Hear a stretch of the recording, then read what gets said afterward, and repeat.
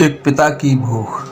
6:30 बजे को ऑफिस ख़त्म होने के बाद मैं सीधा घर नहीं गया था, क्योंकि मुझे मेरे दोस्त का फ़ोन आया था जिसने मुझे शरद वड़ा पाव की शॉप के सामने मलाड में रुकने के लिए कहा था। उसे कुछ शॉपिंग करनी थी, इसीलिए उसने कहा था तुम रुकना, साथ में जाएंगे। हम दोनों हमेशा एक साथ ही शॉपिंग करने जाते थे। उस शॉप के पास पार्किंग के लिए कुछ लोहे के एंगल लगाए हुए थे। मैं उन्हीं पर चढ़कर बैठ गया और अपने दोस्त का इंतज़ार करने लगा। एक 70-72 साल का बुजुर्ग अपने मोटे कांच वाले चश्मे में मैली धोती और कुर्ता पहने मेरे पास आया। क्योंकि मैं लोहे के एंगल्स पर 3-4 फुट ऊंचाई पर बैठा था, उसने मेरे घुटनों को छुआ और बोला, बेटा एक बड़ा पाव खरीद कर दे दोगे तो बहुत अच्छा होगा, बहुत ज़्यादा भूख लगी है।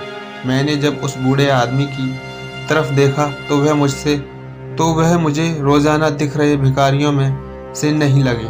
उन्हें देखकर ऐसा भी नहीं लग रहा था कि वह हर दिन भीख मांगते होंगे।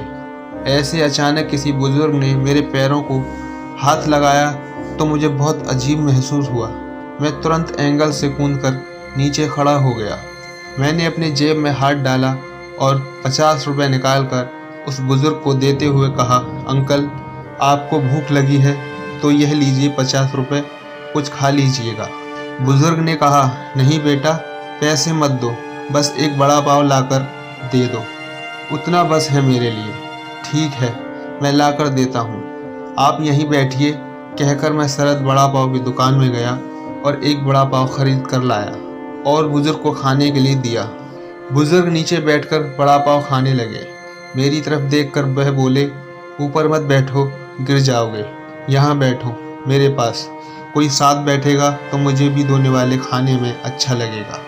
मैं उनका कहना टाल नहीं पाया और उनके साथ ही बैठ गया। फिर मैंने ऐसे ही उनसे सवाल करना शुरू किया, कहाँ से आए हैं, कहाँ जाएंगे, किससे मिलने आए हैं, वगैरह वगैरह। मैं नागपुर से आया हूँ, एक छोटे से गांव में रहता हूँ। यहाँ मुंबई में मेरा तुम्हारे जितनी उम्र का एक बेटा है, एक बड़ी कंपनी में इंजीनियर है, उससे मिलने आया हूँ। 2 साल पहले उसकी शादी हुई, लव मैरिज। बहू पढ़ी लिखी है, नए विचारों वाली है। उसे सास ससुर यानी कि हम पति पत्नी गवारा नहीं, इसीलिए हमारे साथ रहना उसे अच्छा नहीं लगता। इसीलिए बेटा अब अलग रहता है यहीं मुंबई में 2 सालों से। परसों मेरे इस मोबाइल पर उसका फ़ोन आया था, कह रहा था अमेरिका में नौकरी मिली है उसे, बीवी को लेकर जा रहा है अमेरिका 10 साल के लिए। यहाँ मुंबई में था तो 6 महीने में एक बार आता था हम बूढ़े बूढ़ी को मिलने के लिए। अब इतनी दूर परदेश जा रहा है, एक बार मिलने के लिए आओ बोला तो अब समय नहीं बचा है, परसों फ्लाइट में बैठकर जाना है ऐसा बोलता है। अब 10 साल के लिए जा रहा है, पता नहीं तब तक हम जिएंगे या मरेंगे। इसीलिए सोचा खुद ही जाकर उसे मिल लेता हूँ। कल शाम से एयरपोर्ट को ढूंढ रहा हूँ, लेकिन यहाँ के लोग कहते हैं कि इस एरिया में एयरपोर्ट है ही नहीं। बुजुर्ग ने एड्रेस वाली चिट्ठी मेरे हाथ में देते हुए कहा। उनकी बात सुनकर मैंने कहा, लोग सच कह रहे हैं, एयरपोर्ट यहाँ नहीं है, संता क्रूज में है। बुजुर्ग ने मेरी तरफ देखकर कहा, लेकिन परसों जब बेटे का फ़ोन आया था तो उसने यही पता लिखवाया था मुझे। लगता है यह फ़ोन भी ख़राब हो गया है, फ़ोन ही नहीं आ रहा है बेटे का। मैंने बताया था उसको कि मैं उससे मिलने आ रहा हूँ मुंबई। कहते हुए बुजुर्ग ने मोबाइल मुझे देखने के लिए दिया। अब मेरे एक हाथ में चिट्ठी और एक हाथ में मोबाइल था। मैंने मोबाइल का बटन दबाकर देखा, मोबाइल अच्छे से चल रहा था और मोबाइल में नेटवर्क भी पूरी तरह से आ रहा था। मैंने उनसे पूछा, आपने नहीं लगा कि देगा फ़ोन अपने बेटे को? मुझे कहाँ लगाना आता है बेटा फ़ोन, कोई फ़ोन करता है तो उठा लेता हूँ बस। उन्होंने कहा। मेरे रिसीव्ड कॉल में जाकर आखिरी आई नंबर पर कॉल किया। 2 रिंग बजने के बाद कॉल कट कर दिया गया। फिर मैंने एड्रेस की चिट्ठी खोलकर देखी, उसमें जहाँ हम बैठे थे वहीं का एड्रेस था, यानी कि जानबूझकर गलत एड्रेस दिया गया था।